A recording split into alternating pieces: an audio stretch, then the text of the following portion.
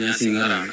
എൻ്റെ ഇവിടെ വന്നതിൻ്റെ ഉദ്ദേശത്തിൽ ഒരു കേരളത്തിലെ ഒരു സ്ട്രോങ് ബേസ് ഉണ്ടാക്കുക, അതുപോലെ തന്നെ ബോളിവുഡിലൊക്കെ നമുക്ക് കയറുക, കൂടുതൽ സിനിമ നല്ല പാട്ടുകൾ പാടുക എന്നുള്ളതൊക്കെയാണ് ഞാൻ മനസ്സിലാക്കുന്നത്. പക്ഷെ ഇവിടുത്തെ നമ്മുടെ സമ്പർക്കത്തിന്റെയും വ്യക്തികളുമായിട്ടുള്ള പെരുമാറ്റത്തിന്റെയും അടിസ്ഥാനത്തിൽ ഞാൻ മിക്കവാറും ഇവിടുന്ന് പോയാൽ എനിക്ക് ഏറ്റവും സുഖമായിട്ട് ചെയ്യാൻ പറ്റുന്ന ഒരു രാഷ്ട്രീയ പ്രവർത്തകനായിരിക്കും. ഒരു പൊളിറ്റീഷ്യൻ ആവാനുള്ള എല്ലാ ക്ലാസ്സും ഇവിടുന്ന് കിട്ടുന്നുണ്ട്. ഒരു രാഷ്ട്രീയ പ്രവർത്തകനെ സംബന്ധിച്ചിടത്തോളം ഡെയിലി പല ക്യാരക്ടറിലുള്ള ആൾക്കാരെ കാണുന്നുണ്ട്, പല തലതെറിച്ച ആൾക്കാരെ കാണേണ്ടി വരും, അവരുമായിട്ട് സമ്പർക്കം ചെയ്യേണ്ടി വരും. അപ്പൊ അവരുമായിട്ട് ഇപ്പൊ നമുക്ക് അവരോട് ദേഷ്യം ഉണ്ടെങ്കിൽ നല്ല രീതിയിൽ സംസാരിക്കേണ്ടി വരും. അപ്പൊ അതൊക്കെ ഒരു രാഷ്ട്രീയ പ്രവർത്തകന്റെ ഡെയിലി ജീവിതത്തിൽ നടക്കുന്ന നിത്യ സംഭവങ്ങളാണ്.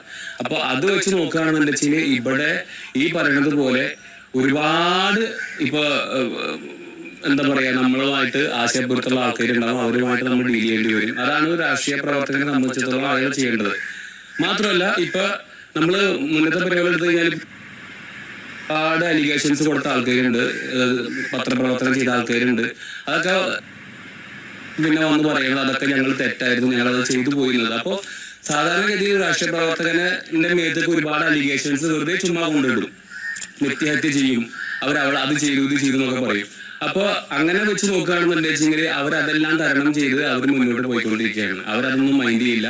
അവരുടെ കാര്യം നോക്കി ഓരോ കാര്യങ്ങളിലും എവിടെയാണ് എന്താണ് അവർക്ക് നല്ലത്, അവർക്ക് ശരിയെന്ന് തോന്നുന്നു അവർ ചെയ്തുകൊണ്ടിരിക്കും. അപ്പൊ അതുകൊണ്ട് എനിക്ക് തോന്നുന്നു എനിക്ക് ശരിയെന്ന് തോന്നുന്നതിന്റെ ഏതറ്റം വരെ ഞാൻ വാദിക്കുന്ന ഒരാളാണ്. അതിൽ ഏതറ്റം വരെ ഞാൻ വാദിക്കും. അപ്പോൾ രാഷ്ട്രീയ പ്രവർത്തകനാവാനുള്ള എല്ലാ കോഴ്സും ഇവിടെ നിന്ന് കറക്റ്റായിട്ട് കിട്ടുന്നുണ്ട്.